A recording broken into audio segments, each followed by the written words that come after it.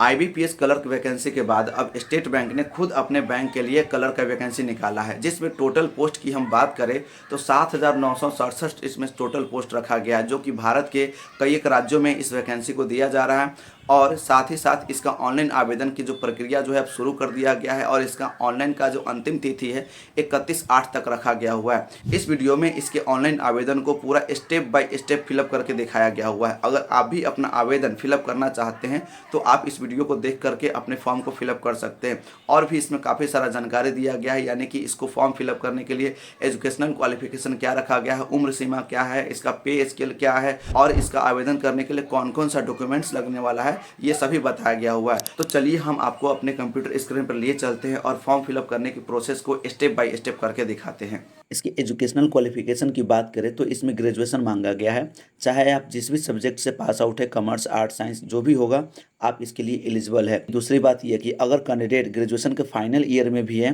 तो वह इस फॉर्म को भर सकता है। बस यहाँ ध्यान रखना है कि 31/12/2026 तक जो है उसका फाइनल रिजल्ट आ जाना चाहिए। ये state wise and categories wise जो है वैकेंसियाँ दिया गया हुआ है। आप जिस भी स्टेट के लिए आवेदन करने जाएंगे उसमें आपके कैटेगरी में कितना वैकेंसी है उसे आप देख लेंगे और फिर उसके अनुसार से आप आवेदन करेंगे। यहाँ पर आप जिस भी स्टेट के लिए आवेदन करेंगे उसका जो लोकल लैंग्वेज है उसका जानकारी आपको होना चाहिए, यानी कि वह लैंग्वेज लिखना, पढ़ना एवं बोलना आना चाहिए। इसकी ऑनलाइन आवेदन करने के लिए आपको इस पेज पर आना होगा। इसका लिंक इस वीडियो के डिस्क्रिप्शन बॉक्स में दिया गया है। वहां से जाकर के जैसे ही आप लिंक पर क्लिक करेंगे आप डायरेक्ट इस वेबसाइट पे आ जाएंगे।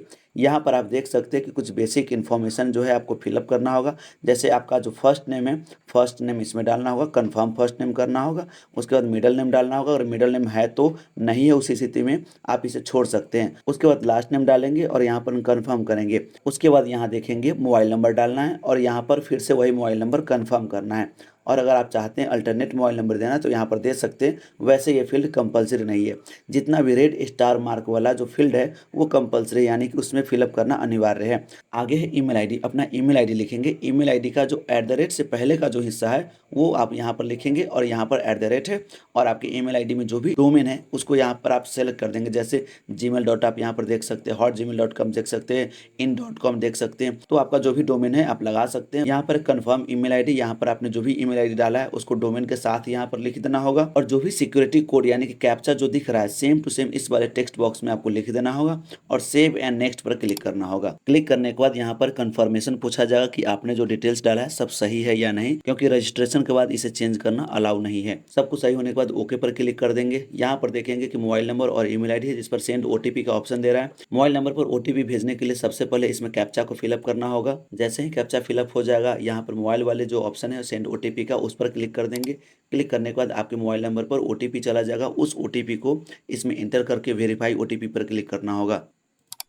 वेरीफाई हो जाने के बाद यह कैप्चा फिर से आपको इसमें डालना होगा और फिर सेंड ओटीपी पर क्लिक करना होगा। जैसे ही क्लिक करेंगे आपके दिए गए ईमेल आईडी पर एक ओटीपी भेज दिया जाएगा। ओटीपी इंटर करने के बाद वेरीफाई ओटीपी पर क्लिक कर दे और फिर यहाँ पर नेक्स्ट पर क्लिक करें। क्लिक करने के बाद यहाँ पर फोटो और सिग्नेचर अपलोड करने का ऑप्शन आ गया है। फोटो अपलोड करने का जो टोटल गाइडलाइन है इसमें दिया हुआ है। जैसे ही क्लिक करेंगे तो यहाँ पर बताएगा कि आपको किस तरह का फोटो अपलोड नहीं करना है और किस तरह का अपलोड करना है। यहाँ से चूज फाइल करके फोटो को अपलोड कर देंगे और यहाँ पर इस वाले चेक बॉक्स को क्लिक कर देंगे। क्लिक करने के बाद यहाँ पर देखेंगे कैप्चर फोटो। यह लाइव फोटो की बात किया जा रहा है। या तो आप कैप्चर फोटो अपने लैपटॉप के माध्यम से फोटो कैप्चर कर सकते हैं, ज़्यादा बेहतर होगा आप मोबाइल के माध्यम से फोटो को कैप्चर करें। इसके लिए आपको इस वाले क्लिक हेयर टू स्कैन पर क्लिक करना होगा। यह क्यूआर कोड सामने आ जाएगा। इस क्यूआर कोड को स्कैन करेंगे। स्कैन करने के बाद जो आपको सामने लिंक आएगा उस लिंक पर क्लिक करेंगे तो वहाँ पर कैप्चर फोटो का ऑप्शन आ जाएगा। उस कैप्चर फोटो पर आप अपना फोटो कैप्चर करके वहाँ पर अपलोड कर देंगे। जैसे ही अपलोड कर देंगे यहाँ पर वह फोटो जो है अपने आप सेव हो जाएगा। और फिर जैसे ही सेव हो जाएगा यहाँ पर आई कन्फर्म वाले ऑप्शन पर चेक कर देंगे और चेक करने के बाद यहाँ पर आपको अपना सिग्नेचर अपलोड करना है। सिग्नेचर अपलोड करने का यहाँ पर गाइडलाइन दिया गया हुआ है। इस गाइडलाइन को आप पढ़ सकते हैं। सिग्नेचर अपलोड हो जाने के बाद इस चेक बॉक्स पर क्लिक करेंगे और यहाँ पर नेक्स्ट पर क्लिक करेंगे। क्लिक करने के बाद यहाँ पर कुछ बेसिक डिटेल्स है जिसे फिलअप करना है। यहाँ पर सर्कल है कि आप जिस सर्कल में आवेदन करना चाहते हैं उसको आपको क्लिक करना होगा। उसके बाद उस सर्कल में जो स्टेट है उस स्टेट का ऑप्शन यहाँ पर आ जाएगा। आप जिस भी स्टेट के लिए आवेदन करना चाह रहे हैं वह उसको सिलेक्ट कर देंगे। सेलेक्ट करने के बाद वहाँ का जो लोकल लैंग्वेज है इस लिस्ट में आ जाएगा। जिस भी लैंग्वेज में आप प्रोफिशिएंसी रखते हैं उसको आप चयन करेंगे और चयन करने के बाद आपसे पूछा जा रहेगा या तो 10th में या तो ट्वेल्थ में आपने इस लैंग्वेज की पढ़ाई की है या नहीं। अगर आपने की है तो यस पर क्लिक करेंगे और नहीं तो नो पर क्लिक कर देंगे। उसके बाद आप अपना कास्ट कैटेगरी को चयन करेंगे। जैसे अगर आप ओबीसी से बिलोंग करते हैं तो ओबीसी पर क्लिक करेंगे और यहाँ पर कुछ इंस्ट्रक्शन आ गया है, इसे आप पढ़ लेंगे और ओके पर क्लिक कर देंगे। सब कास्ट यानी कि आपके कास्ट का नाम क्या है, उस कास्ट के नाम को लिख देंगे यहाँ पर। और यहाँ पर पूछा जा रहा है कि क्या आपने कभी एसबीआई का अप्रेंटिस का ट्रेनिंग लिया है, यदि लिया है तो यस, नहीं तो नो पर क्लिक करेंगे। क्लिक करने के बाद विकलांगता को बताना कि है तो यस, नहीं तो नो पर क्लिक करेंगे। उसके बाद ये सारा फील्ड डिसेबल हो जाएगा यदि नो पर क्लिक करते हैं तो। यहाँ पर भी विकलांगता को ही लेकर के बात पूछा गया हुआ है। अगर आप में विकलांगता है तो यस लिखेंगे, नहीं तो नो पर क्लिक कर देंगे। यहाँ पर आप अपना धर्म का चयन कर देंगे। उसके बाद यहाँ पर कहता है कि आप अगर माइनॉरिटी मतलब अल्पसंख्यक है तो यस पर क्लिक करेंगे, अन्यथा नो पर क्लिक कर देंगे। आगे कुछ स्पेसिफाइड महिला के लिए कि अगर वह एज रिलैक्सेशन लेना चाहती है तो यस पर क्लिक करेंगे, नहीं तो नो पर क्लिक करेंगे। वहाँ पर उन महिला का स्पेसिफिकेशन दिया हुआ है। आगे आर यू एक सर्विसमैन, आपने कभी पहले काम कर रखा है तो यस पर, नहीं तो नो पर क्लिक करेंगे। यहाँ पर आर यू डिसेबल्ड, एक सर्विसमैन, अगर आपने पहले कभी काम किया है और डिसेबल्ड है तो यस पर क्लिक करेंगे, नहीं तो नो पर क्लिक करेंगे। और यहाँ पर क्या आप उस पर निर्भर है जो कभी सर्विस में रहा हो, अपनी ड्यूटी के दौरान उसकी मृत्यु हो गया हो तो यहाँ पर आपको यस पर क्लिक करना है और अन्यथा नो पर क्लिक करना है। आगे है are you already working in SBI in the circle cred, अगर आपने एसबीआई के सर्कल में कभी काम किया है तो यस, नहीं तो नो पर क्लिक कर देंगे। यहाँ पर कह रहा है कि क्या आप कभी एसबीआई के एम्प्लॉय रहे हैं और क्लरिकल क्रेड यानी कि एक क्लर्क का पोस्ट होता है, इस पर रहते हुए आपने रिजाइन दिया है, यदि हाँ तो यस, नहीं तो नो पर क्लिक करेंगे। आगे है कि क्या आपके चरित्र और आदि के संबंध में कोई नकारात्मक रिपोर्ट है, यदि है तो यस, नहीं तो नो पर क्लिक कर देंगे। यहाँ पर उस स्टेट को प्रेफरेंस देना है जहाँ पर आपको एग्जाम देना है। यहाँ पर उस सिटी को चयन कर लेंगे जो इसके अंतर्गत आता है जहाँ पर आप एग्जाम देना चाहते हैं। यहाँ पर आपको दूसरा प्रेफरेंस देना है, अपने हिसाब से चयन कर लेंगे। ये था प्री एग्जाम के लिए और ये है मेंस एग्जाम के लिए। इसी प्रकार से आप उस सिटी को चयन कर लेंगे जिस सिटी में आप मेन एग्जामिनेशन देना चाहते हैं। यहाँ पर इस चेकबॉक्स को क्लिक करना है और यहाँ पर कंफर्म किया जा रहा है कि हम जो आईडी लाएंगे एग्जामिनेशन के टाइम पर उस पर मेरा जो नाम है और हमने जो एप्लीकेशन में नाम फिलअप कर रहे हैं वो नाम दोनों के दोनों एग्जैक्टली मैच कर रहा है। अपने हिसाब से एक आईडी को चयन करेंगे जैसे आधार कार्ड, और उस आधार कार्ड का नंबर आपको इसमें फिलअप कर देना है। यहाँ पर आप जिस भी लैंग्वेज में एग्जाम देना चाहते हैं ऑप्शन के हिसाब से चूज कर लेंगे। चूज करने के बाद यहाँ पर डेट ऑफ बर्थ सेलेक्ट करना है। सेलेक्ट करने के बाद यहाँ पर अपना जेंडर बताएंगे। उसके बाद अगर आप जुड़वा है तो यहाँ पर यस लिखना होगा, नहीं तो नो पर क्लिक करना होगा। नो करने के बाद ये फील्ड डिसेबल हो जाएगा। उसके बाद मैरिटल जो स्टेटस है और भी कुछ ऑप्शन है यहाँ पर अपने हिसाब से देख लेंगे। आधार कार्ड नंबर आपको यहाँ पर डालना है और कंसेंट टू आधार वेरिफिकेशन यहाँ पर आपको यस पर क्लिक करना है। उसके बाद फादर्स नेम अपने मैट्रिक के मार्कशीट पर देख लेंगे, जैसे आपके पिताजी का नाम लिखा होगा उसके हिसाब से इसमें फर्स्ट नेम, मिडिल नेम और लास्ट नेम लिखेंगे। मिडिल नेम नहीं है तो उसे छोड़ देंगे। यहाँ पर मदर्स नेम लिखना है, फर्स्ट नेम, मिडिल नेम और लास्ट नेम। लिखने के बाद अगर आप मैरिट पर चूज किए रहेंगे तो ये वाला फील्ड जो है इनेबल रहेगा। इसमें स्पाउस नेम लिखना होगा जो आपकी वाइफ का नाम होगा, या अगर महिला की स्थिति में आपको अपने हस्बैंड का नाम लिखना होगा। इतना करने के बाद यहाँ पर एड्रेस फॉर कॉरेस्पॉन्डेंस यानी कि पत्राचार का पता, यहाँ पर वार्ड नंबर या गली नंबर लिख देंगे और अपने गाँव का नाम लिख देंगे। यहाँ पर पोस्ट ऑफिस लिख देंगे और यहाँ पर अपना अंचल और थाना लिख देंगे। लिखने के बाद यहाँ पर आपको अपना डिस्ट्रिक्ट लिखना है और जो आपका स्टेट है उसको चयन करेंगे और पिन कोड को यहाँ पर एंटर करेंगे और परमानेंट एड्रेस, और दोनों एड्रेस सेम है तो इस चेकबॉक्स को सिंपली क्लिक कर देंगे। अगर आपका परमानेंट एड्रेस मतलब अस्थायी पता अलग है तो उस अस्थायी पता को यहाँ पर लिखेंगे आप। और यहाँ पर choose the address for GST invoicing, जो आप पेमेंट करेंगे उस पेमेंट पर कौन सा एड्रेस आप लेना चाहेंगे उसके हिसाब से आपको बताना है। तो सिंपली यहाँ पर आप परमानेंट एड्रेस कर दे, कोई दिक्कत नहीं है। एप्लीकेशन के लिए जो फी पेमेंट करना है वो यहाँ पर दिख जाएगा। सब कुछ अच्छे से फिलअप करने के बाद वैलिडेट योर डिटेल्स पर क्लिक करना है। वैलिडेट योर डिटेल्स पर क्लिक करने के बाद कुछ इस तरह से ऑप्शन आएगा, ओके पर क्लिक कर देंगे, फिर सेव एंड नेक्स्ट पर क्लिक करेंगे। क्लिक करने के बाद यहाँ पर एजुकेशनल क्वालिफिकेशन डिटेल्स देना है। यहाँ पर ग्रेजुएशन का डिटेल्स देना है। यहाँ पर स्टेटस बताना है कि ग्रेजुएशन पास है या अभी अपीयर है। अगर पास है तो पास लिखेंगे, अपीयर है यानी कि लास्ट ईयर में है तो अपीयर लिखेंगे। और डिग्री और सब्जेक्ट का जो नाम है इसमें आपको देना होगा कि आपने साइंस, कॉमर्स, आर्ट्स जो भी कर रखा है उसको आपको टिक करना होगा। टिक करने के बाद जिस भी कॉलेज या यूनिवर्सिटी से किया है उस कॉलेज या इन यूनिवर्सिटी का नाम लिखेंगे। डेट ऑफ पासिंग आपके मार्कशीट पर मिल जाएगा। अगर आप एयरपेयरिंग डालते हैं तो आपको ये फील्ड नहीं देखने को मिलेगा या डिसेबल मिलेगा। डेट ऑफ पासिंग डालने के बाद परसेंटेज ऑफ मार्क्स आपको डालना है कि आपका कितना परसेंटेज मार्क्स आया था, और ग्रेड बताना है कि आप कौन सा डिवीजन हुए थे, फर्स्ट, सेकेंड या थर्ड। इसके अलावा अगर आपके पास कोई क्वालिफिकेशन है तो यहाँ पर डालेंगे, अन्यथा इसे छोड़ करके आगे बढ़ेंगे।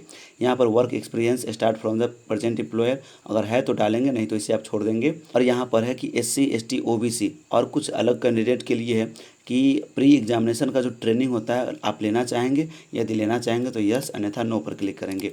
जैसे नो पर क्लिक करेंगे तो ये सारा फील्ड डिसेबल हो जाएगा। यस पर क्लिक करेंगे तो आपको कुछ जानकारी देना होगा कि जिस स्टेट में आप ट्रेनिंग लेना चाहते हो उस स्टेट को चयन करना होगा और उस स्टेट का कोड ऑटोमेटिक यहाँ पर आ जाएगा और वह मतलब कि वह सिटी कौन सा होगा उसमें से आपको सेलेक्ट करना होगा। और यहाँ पर सिलेक्टेड स्टेट के हिसाब से आपने जो लोकल लैंग्वेज चूज किया था तो पूछा जा रहा है कि रीड राइट एंड स्पीक करने आता है कि नहीं। तो जो भी आप इसमें कर सकते हैं उसे आप टिक कर देंगे। बाकी इसके अलावा कोई आप दूसरा लैंग्वेज जानते हैं तो उसको इसमें आपको लिखना होगा। लिख करके आपको इसके बारे में फिर जानकारी देना होगा। अगर आप रीड कर सकते हैं तो इसे टिक कर देंगे, अगर राइट कर सकते हैं तो टिक कर देंगे, अगर आप स्पीक नहीं कर सकते हैं तो आपको इसे छोड़ देना होगा। इतना हो जाने के बाद वैलिडेट योर डिटेल्स पर क्लिक करना होगा। यहाँ पर ओके कर देंगे। उसके बाद सेव एंड नेक्स्ट पर क्लिक करेंगे। सेव एंड नेक्स्ट पर क्लिक करने के बाद आपका फॉर्म जो है प्रीव्यू मोड में आ गया है। सारा डिटेल्स चेक कर लेंगे, सब कुछ सही होगा तो आपको यहाँ पर इस वाले चेक बॉक्स को क्लिक करेंगे। यहाँ पर दो ऑप्शन है, अगर इस ऑप्शन को आप सिलेक्ट करते हैं तो ये ऑटोमेटिक डिसेबल हो जाएगा, अगर इसको आप सिलेक्ट करते हैं तो ये वाला ऑटोमेटिक डिसेबल हो जाएगा। आपको ये वाला ऑप्शन टिक करना है, अपने कंडीशन के हिसाब से देख लेंगे। यहाँ पर लिखा हुआ है कि मैं कंफर्म करता हूँ कि मैंने जो इस एप्लीकेशन में नाम फिलअप किया है सो, और हम जो एग्जामिनेशन के टाइम में जो ID कार्ड लाएंगे सो, उस दोनों में मेरा नाम एग्जैक्टली सेम है। तो ऐसे कंडीशन में आपको यहाँ पर चेक करना होगा। इसके अलावा कोई दूसरा कंडीशन है कि आपने जो ID कार्ड दिया उसमें नाम और अपने एप्लीकेशन में फिलअप जो किया वो नाम डिफरेंट है, तो आपको एग्जामिनेशन के टाइम पे एक ऐसा प्रूफ लेकर के जाना होगा जो आपने फिलअप किया उसमें आपका नाम और आप जो एक प्रूफ लेकर के जाएंगे उसमें आपका नाम दोनों में सेम होना चाहिए। तो नॉर्मली आप इस दोनों में टिक करके आप कंप्लीट रजिस्ट्रेशन पर क्लिक कर देंगे। कंफर्म रजिस्ट्रेशन का ऑप्शन आएगा, ओके पर क्लिक कर देंगे। ओके पर क्लिक करने के बाद यहाँ पर कुछ डॉक्यूमेंट्स अपलोड करने की जरूरत है। जैसे पहले वाले ऑप्शन में देख सकते हैं कि लेफ्ट थंब इम्प्रेशन, इस वाले ऑप्शन में कैंडिडेट जो है अपना लेफ्ट थंब का निशान लेकर के उसका स्कैन करेंगे और फिर इसमें अपलोड करेंगे। इसके साइज का जो गाइडलाइन दिया हुआ है इसमें दिया हुआ है और फिर उसके बाद हैंड राइटिंग डिक्लेरेशन देना है, जो कि मैं आपको बताता हूँ कि क्या लिख करके आपको इसमें अपलोड करना है। यहाँ पर आप देख पा रहे हैं लिखा हुआ the text for the handwritten declaration is as follows. तो नीचे जो टेक्स्ट लिखा हुआ है एज इट इज आपको लिख करके उसमें अपलोड कर देना है। यहाँ पर पहले वाले खाली स्थान में जो है आपका नाम लिखना होगा और दूसरे वाले खाली स्थान में आपका डेट ऑफ बर्थ क्या है वो लिखना होगा। यहाँ पर नेम ऑफ द कैंडिडेट इस वाले जो पोस्ट में लिखा हुआ है उसको आप नहीं लिखेंगे, इसके जगह पर आप अपना नाम लिखेंगे। ये डिक्लेरेशन जो है व्हाइट पेपर पर लिखना है और वो भी ब्लैक पेन से लिखना है। जो जेरोक्स करने वाला जो पेपर आता है A4 साइज उस पर आप लिख सकते हैं या कोई भी प्लेन पेपर ऐसा होना चाहिए जो व्हाइट होना चाहिए। ये दोनों अपलोड हो जाने के बाद इसमें जो कैप्चा दिख रहा है इस कैप्चा को इस वाले बॉक्स में फिलअप कर देंगे और बाद में सेव एंड नेक्स्ट पर क्लिक कर देंगे। इसके बाद एप्लीकेशन फी पेमेंट करने का ऑप्शन आ गया है। यहाँ पर यह सिक्योरिटी कोड डाल करके आपको सबमिट पर क्लिक करना होगा। इसके बाद ओके पर क्लिक करेंगे। यहाँ पर अलग अलग पेमेंट मेथड आ गया है, आप जिस भी पेमेंट मेथड से चाहे पेमेंट कर सकते हैं। यहाँ पर सबसे आसान ऑप्शन जो है UPI दिया गया हुआ है, उस पर क्लिक करेंगे। जैसे ही क्लिक करेंगे शो QR कोड का ऑप्शन मिल जाएगा, उस पर क्लिक करेंगे। क्लिक करते ही यह QR कोड सामने आ जाएगा। अब आप इस QR कोड पर किसी भी UPI एप्लीकेशन से जैसे फोन पे, गूगल पे, पेटीएम, इन सब से आप पेमेंट करके आप अपना रिसिप्ट डाउनलोड कर सकते हैं। पेमेंट सक्सेसफुल हो जाने के बाद रिडायरेक्ट होकर के यह लॉगिन वाले पेज पर आ जाएगा। रजिस्ट्रेशन के टाइम पर आपको एक ईमेल ID प्राप्त हुआ होगा जिसमें यूजर ID और पासवर्ड लिखा होगा। उस यूजर ID पासवर्ड का प्रयोग करके आप इस पेज को लॉगिन करेंगे और वहां से जा करके अपना रिसिप्ट जो है डाउनलोड कर सकते हैं। तो इस प्रकार से एलिजिबल कैंडिडेट इस फॉर्म को फिलअप कर सकता है। बाकी सभी जानकारी इसकी ऑफिशियल नोटिफिकेशन में दिया गया हुआ है, जिसका लिंक इस वीडियो के डिस्क्रिप्शन बॉक्स में मैं दे दिया हूं, वहां से जाकर के और सभी जानकारी आप ले सकते हैं। तो इसी जानकारी के साथ यह वीडियो कंप्लीट हुआ। अगर यह वीडियो आपको अच्छा लगा है तो लाइक, शेयर एंड कमेंट जरूर करें। अगर आपने हमारे चैनल को सब्सक्राइब नहीं किया है तो इस प्रकार की जानकारी पाने के लिए हमारे चैनल को सब्सक्राइब जरूर करें। अब मिलते हैं अगले वीडियो में, तब तक के लिए धन्यवाद।